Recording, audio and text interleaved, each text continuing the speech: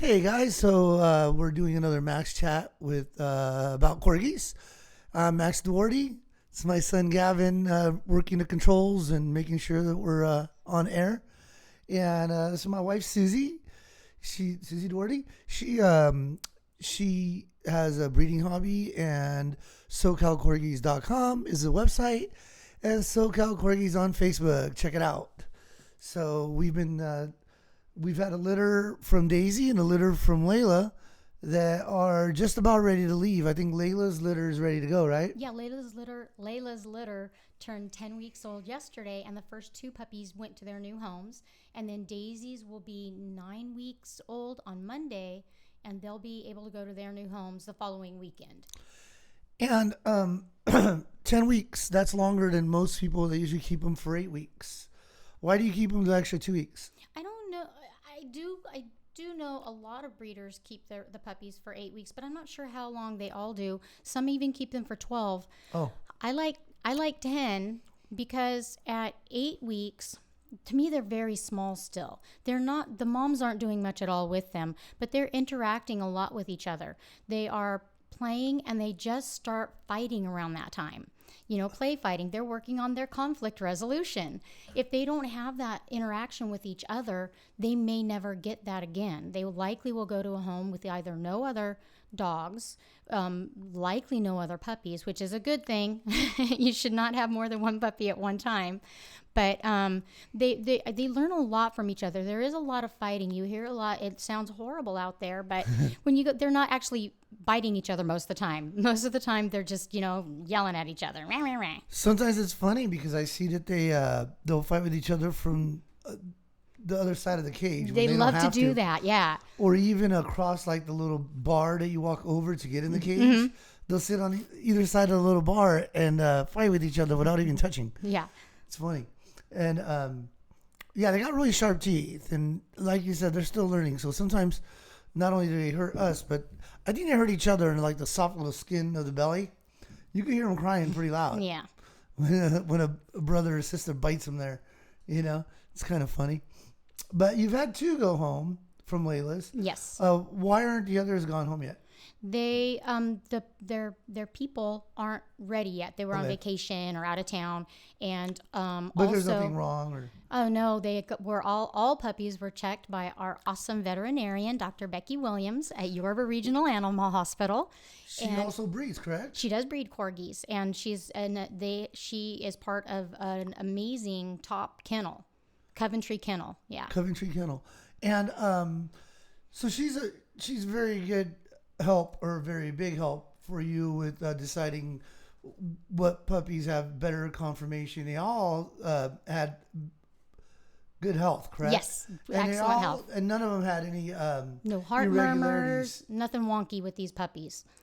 Well, no, wasn't there one that has a dot on her butt? And That's not a really health issue. No, not a health issue, but it's not something that it would get her from being the best show dog. They would mark her down in the show ring because she's got that little white dot on her hiney. But health wise, it has nothing to do with health. And honestly, I think that little dot could be appealing. Like, I love it. I think it makes her different and special. I would pay more for that, not knowing that she was not a show type dog. But she's also my favorite one, personality wise. They all do, but she kind of has stolen our heart. Yeah, So they all do, but some are always special to me because they choose me, I guess. I don't know.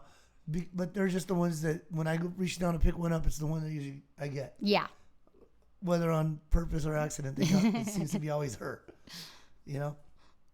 But what else say on their visit? Well, let's They were all see. healthy? All healthy, and they didn't have any bad elbows or Joints? you can't tell anything about hips. I believe there's a way that you could actually do a pin hip exam, which is a way to look for hip dysplasia. We talked about this a little bit in a previous chat. Yeah. That there's the OFA. Orthopedic Foundation for Animals, and then there's the PEN hip, and unfortunately I'm not exactly sure what that stands for. Capital PENN hip. And Pennsylvania, maybe, yeah. No, I'm kidding. But they look for different things. So a dog that's hips actually either don't pass or don't look good to OFA could pass and look good to pen hip. So they're looking at different things. It's very subjective, right? They have different doctors. OFA. OFA has several doctors, correct? And they'll reach out to a different 3 each time or something like that. Yes, I did look into that, and they have a network of veterinarians that are skilled at radiograph reading, and they will choose 3 to look over the x-rays and rate them. Now, I don't think they sit down at a round table. I'm thinking they probably just email them and look at them online. That part I don't know for sure, but I'm assuming. So, yeah, that sounds logical. Yeah, and Why then would you have to hand deliver it? yeah, and then so they will look at the x-ray that was sent in of the hips and give their opinion on how they look. Well, but there's something to that. There's more to that because you have bred, and I know a lot of crazy words like clear and at risk, and people really need to know what those mean when we talk about them because they don't sound clear to me. Like when you say somebody's at risk or clear. Or a carrier. Oh my God. what does that all mean? But those are things that you have bred out of the dog so that they will not be at risk of getting these diseases. But hips, you can only do your best to give the best hips possible to a puppy, but they can be ruined by the owner overfeeding or the wrong type of exercise can damage a puppy's good hips, correct? Absolutely, yes. So you there's no guarantee with that. Like you might say you have 2 parents with great hips. And they can produce puppies with bad hips. Puppy with poor hips, absolutely. And good hips that can get ruined. Yes. Yeah. So, I do my best to produce puppies that are going to be the best possible health-wise. Right. I feed the parents before the puppies are ever born. My dogs are fed a top-notch diet. They are exercised. Supplements and all that. Yes, they're exercised. Yeah. So there's the exercises, super important. A dog with poor hips that has a great muscular structure around them is extremely helpful. Like people, yeah, for sure. Right. But what else do you breed for? I know that there's like you're trying to preserve the breed and how it looks, like a standard of the way the breed looks. Yes.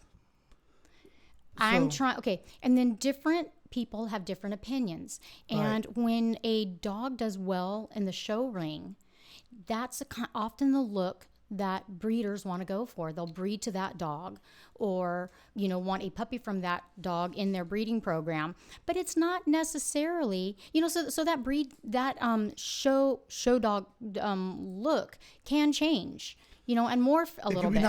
It could be less popular in 3 years. Yes. The culture could change. Absolutely. And the thing is, they still need to be breed standard. They have to be within breed standard, sure. But you can have maybe 1 year noses are a little longer, maybe they're a little shorter, maybe people like the look of a little bit longer leg, which is not normal, but different things like that. Longer body, yeah, more slightly, yeah, a little within more square the standard. body, a little sleeker body. One looks more like a fox, one looks more like a wolf. Right, within breed standards. Within the breed standards, yeah, of course. But also, I think we've mentioned this, but I'm not sure about showing. Showing's kind of tricky too because they don't always just judge the dog; they judge the person showing the dog. Also, there's a certain decorum you have to have. And certain people are friendly with other judges because they might show the judge might have dogs that those people show. I would not ever say that. I haven't experienced that myself, and I don't want to say that there's anything like that going on. I think that there is a decorum, a certain way. At shows, that people used to dress really nice in suits. They'd Yeah. show They the still do. handler, but not all the time. Not It's all the getting time. less And and less. sometimes you'll see, I'm like, man, I wore this suit and I sure wish I would have worn my capri pants to this one. And, people look nice. I'm not saying it's they hot. don't whatsoever. Sometimes Absolutely. it's Oh, hot. God, yeah. But they, so there's not like a code, a dress code. Right. We just, people, I think people want to keep it respectable. And they want to do their best to look good so that their dog doesn't suffer Yes. because of their, shortcomings. Mm-hmm. So they do their best to look good.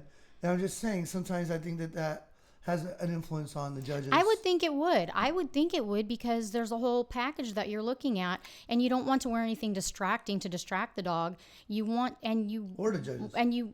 a big part about it is the handling technique that you use. I'm not good at it. I used to be good at showing horses. I've shown horses to national championships. However, I can't see well now. I only have central vision, and the corgis are way out of that central vision. Right. So it's very tricky. And a lot of times people will tell me, oh, you need to look at the judge. I'm like, oh, dang, I don't can't want to look at run everything. into the pole, step on the dog and run into the judge. That's tricky for me. So I don't know if that's something that I could overcome. I don't enjoy confirmation showing right now because of that.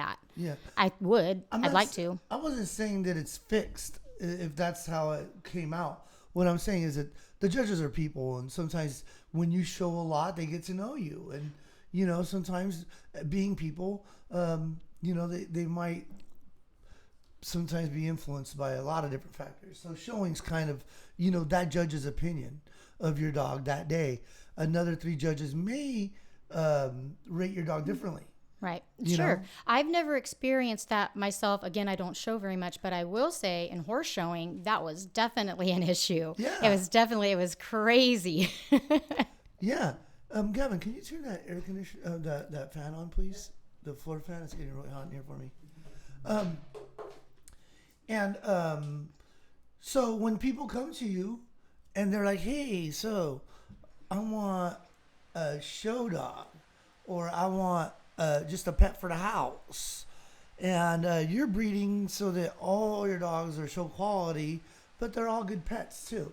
So how do you decipher which ones you're gonna encourage people to buy if they want a show dog?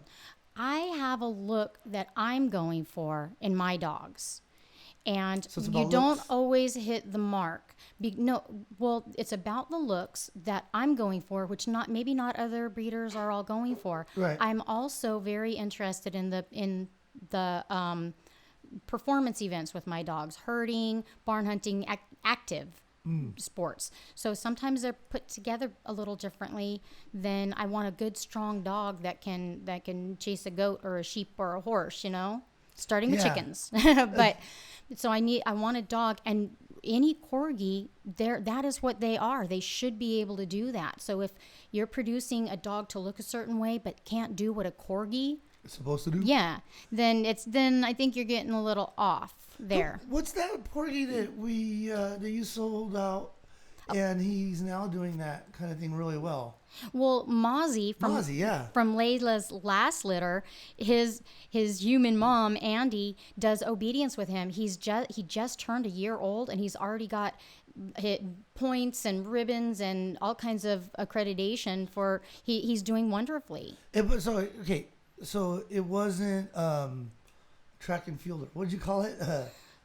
Agility. It's not agility. No. Although I bet she could ask him to do it, and he'd do anything she asked him to. Yeah. and field. Oh my God. And that's her. I mean, of course, the dog has to have the aptitude for it, and Right. and all. They gotta But like it. but she did wonderfully with him, and they're doing great.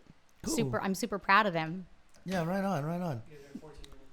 Thank you, Gavin. And then Well, you asked about pet quality. yeah, well, what's a pet quality dog? That is what when people tell me I only want a pet quality dog, Like, that's bad. What exactly what it says to me, and it's okay, but it's saying I don't want to spend a lot of money. Right. That makes And sense. but it's interesting because the person that only wants a pet quality dog tends to always choose the nicest puppy in the bunch. Right. Everybody chooses, but yeah. So it's like, gosh, and I try to explain, no, this puppy is less expensive because he's not something I would want in my breeding program. And I have to word it too, because not to make people think there's anything wrong. There's not one dog that you wouldn't breed to, though, in our litters. It's just, if you can pick. No, there are a couple that don't have. Okay, yeah, there's no reason. There's nothing wrong physically, temperamentally, or anything. But they don't have. There are a couple that don't exactly have the look that I want to perpetuate. Yes. Yeah. I understand. But when I got Daisy for you, you weren't there. It was a Christmas gift, and when I walked up, I expected a certain price, and when I went to pay, all the way to when I went to pay, it was the price had increased because I picked the best dog in a litter, and it was too late. That was the one You're we good. wanted. You're good. Yeah, you fall in love. You fall in love. So so we had to ante up and pay up to get her, and it was worth it because she was our. And we didn't plan on breeding or anything. It was just a pet. Just happened that we just got a really awesome dog all around. Every show we took her to, people were like, "Whoa, this one's gonna be a good one." But anyways, so well, what I do, because I learned from that experience from you, and the thing is, people want to be on a wait list. I'm not doing a wait list anymore. It is too difficult to handle. Also, they want to know before I have a potential litter of puppies, which could be a year from now. I can try a breeding, but it may not take. I may not have puppies for 2 years. We try. But I cannot tell you how much a puppy will be in 6 months, a potential puppy in 6 months, a year, or whatever. So you look at them and have a wellness check. I need to figure my costs involved in the litter, and I need to evaluate those puppies, and that doesn't happen until they're about 8 to 9 weeks old. Right. They develop, and then there'll be a puppy that I'm like, that's not a puppy that I'm considering. These other ones are catching my eye. And then they hit 9 weeks old, and all of a sudden they just have changed and are gorgeous. I'm like, I don't want to promise puppies to people until I know they're available. I have them health screened as a puppy. Their parents are already DNA tested and all. But I also have my vet help me evaluate the puppies. And these puppies, we're not getting rich off these puppies. We're not even making a living off these puppies. It's just a hobby. But you have to compensate yourself for all of the extra time, the extra work, and the extra supplements and food and everything you do. It's got to be worth your while, or else we can't do this at all. Puppies are fun. They're a lot of work. Adorable. They make me happy every single day, but they are a very time consuming. They are a lot of work. There is a lot of poop. I don't eat finger foods while I have puppies. There are no finger foods. I eat like chopsticks, and I use a lot of bleach. And we kill a lot of flies. Yes. A lot of flies going on in the backyard. Yeah.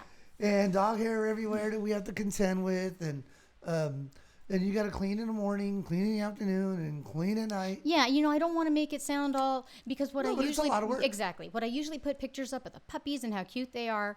That is really what's behind all of it for me and my interest in this. And I'm so interested in the genetics and and producing healthy puppies. And now I'm getting more into the different coat colors and all. I can produce 2 different colors with the pups, although I sometimes get a sable, which I got this time. We did get a sable. We got a sable this time for the first time. Why don't you tell us what a sable is? A sable is a different coloring on the puppy. Now, I cannot explain it in words. I'll have to get a picture. We'll bring them out later, but okay.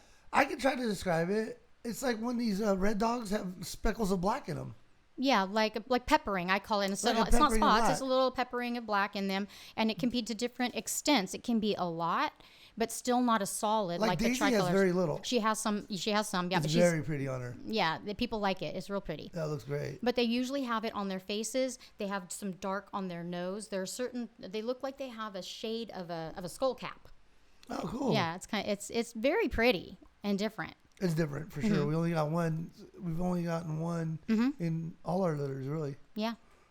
All 4 litters. Or any that I've had here. Or any that you've had here, yeah. I don't know if I've seen a full-grown one. You probably haven't. I don't think we've seen one in person other than at Corgi Beach Day running around. There was so many going on. I don't know. I saw a white one, I think, which is totally weird. Mm-hmm. Very rare. Almost at 20 minutes. So thank you. These puppies that you have here, um, how many out of the 12 were at the baseline price, and how many were more expensive? You don't have to get into details of pricing, but how many did you end up with at the baseline price? I had About eight. half. I had 8 puppies that I was looking at. And that was between the girls and the boys. I had 8 puppies that I could not commit to selling Until you knew. until I watched them a little longer, and they had seen the vet, because I tell people, look, don't fall in love with a puppy. Don't tell me what your favorite one is. I don't want to know anything. You come visit, play with them, get to know them, but one could have a heart murmur, and you don't really want to check for that until they're a little older, because they can close up. It's not uncommon for the puppy to be born with a heart murmur. Even human babies often have them, and they close up. So it's better not to, do a health checkup when they're younger. You'd have to do another one anyways. It's so hard though, right? Because people want to come play with them and see them, and you know. And they do. You can tell which you start ones. picking the ones you like. Yeah, and I'll tell you, every litter It's I really have, hard. I change how I do things. Yeah. How I do things. I learn, and I decide, no, I'm going to have all the puppies that are at the higher range, or that I can't commit to, that they'll be for sale at this point. I put them in our little room over there with the blinds closed, and if people want to see them, I make sure they know these puppies are Going to be more expensive for sure. Yeah. If you want to go there, of course you can see them, but yeah. Be careful. You might fall in love. And then with these puppies here, I was going to ask you something. I forgot what I was going to ask you about the quality, the puppies. Pet quality, show quality, breeding quality. About pet quality, show quality, breeding quality. Well, anyways, so we got rid of 2. How was it getting rid of the dogs? Was it really sad? Okay, here's what happens. You know these dogs in and out. First of all, I love the people they go to. They Yeah, don't you leave. screen a lot. They don't leave. The puppies, if even the day they, although I can't imagine that happening. The day the puppies leave, if I feel weird or wrong, or I notice something that I feel that the puppy shouldn't go, the puppy won't go. I don't take deposits. I don't require deposits. I don't want to have any. Oh. I don't want to feel bound, Obligated. and I don't want them to feel bound or obligated Right. to a puppy. That's when you're happy and I'm happy with you and you love the puppy. Boom, that's when it works out. But Okay, so that makes it easier. yeah, what? That makes it easier that you like where they're going. Yes. but- Oh, yeah. So that, and then I get to know these people. I mean, I'm friends with them. I'm seriously friends with these people, and we keep in touch. But the 2 that left, they were 2 girls, and I was very excited for them. I'm gonna try not to cry. See? Perfect. So I was very, very happy where they were going, and I still have 10 puppies out there, and so they keep me busy. And it's not like a sudden amputation. It's more like, a couple of puppies here and there.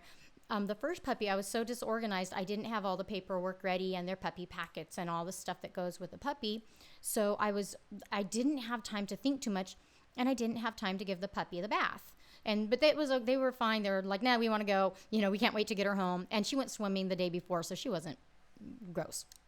And so we do train them to swim. Yeah, we did swimming lessons just the last 3 days. Last 3 They've done days, swimming yeah. lessons. Yeah. So anyway, so that she left, and it's all great, and I didn't cry. I was totally fine. Well, I cried when we sat here, and she's like, "Are you okay? Are you gonna be okay?" And I'm like, "Yeah, I'm fine." But then the second puppy that left, I did have time to give her a bath, and that's when I remembered every time. That's one of the times it hits me, is because I'm with that one puppy and I'm bathing them, and they're so cute and they're clean and they're playing and they have so much fun. They're so happy and active after a bath. And that it hits me there. I usually cry when I give them their, their bon voyage bath. And then when a group, or sometimes all the puppies leave in one day, I'm usually tired and I sleep for a couple of days, and I wake up and I'm pretty sad because I realize there's nothing to do. The mass exodus. There's nothing to do. Oh, no. So yes, it's very hard, but there are things about it that make it easy. Yeah. Yeah.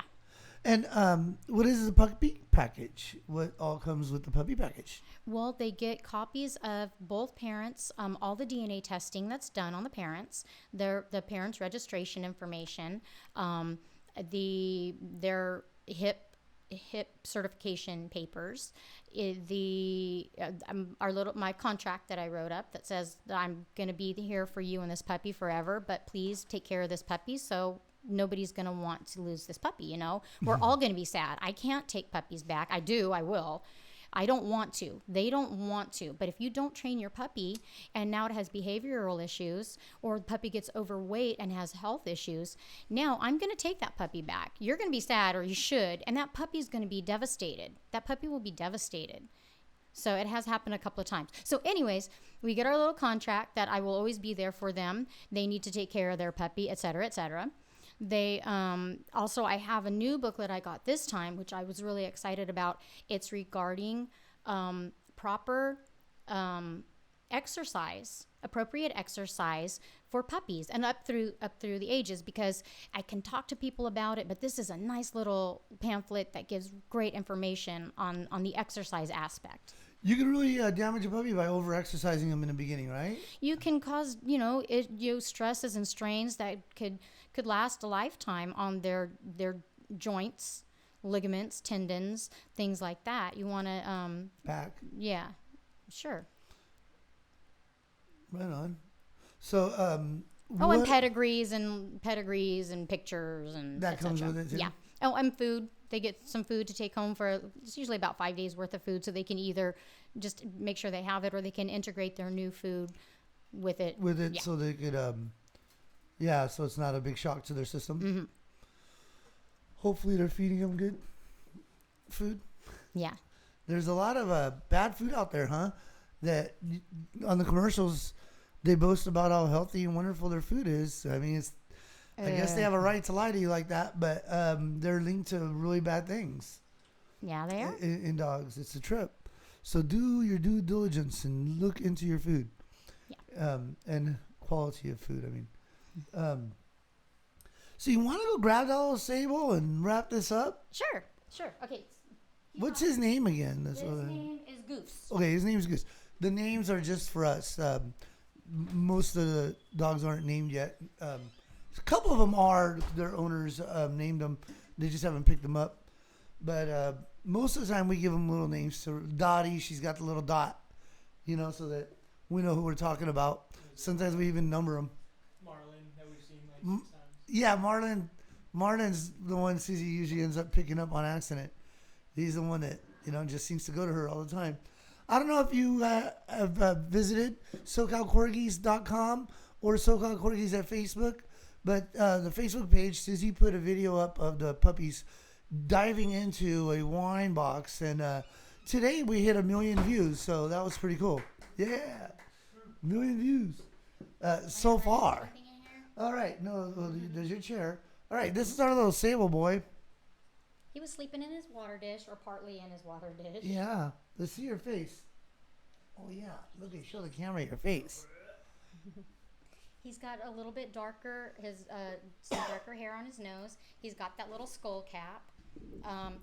He has a little bit of a darker on his ear tips, but that's changing. I'm not exactly sure how much, but that's usually part of it. Is they have a little bit of the darker tips on their ears, and he's got the peppering through his body too. Let's show the peppering through his body a little better. Turn him around. See, I don't know if y'all can see with the camera, it's but better. It's actually a lot. Yeah, and it shows up a lot more in the sun. It's very. Yeah, it does show up a lot more in the sun. You can definitely see it on camera. Okay, awesome. good. Yeah. This is him, and he's a sweetie pie. So, cool. So that's it. Again, check out SoCalCorgis.com, SoCal Corgis on Facebook, and be good to each other. Bye.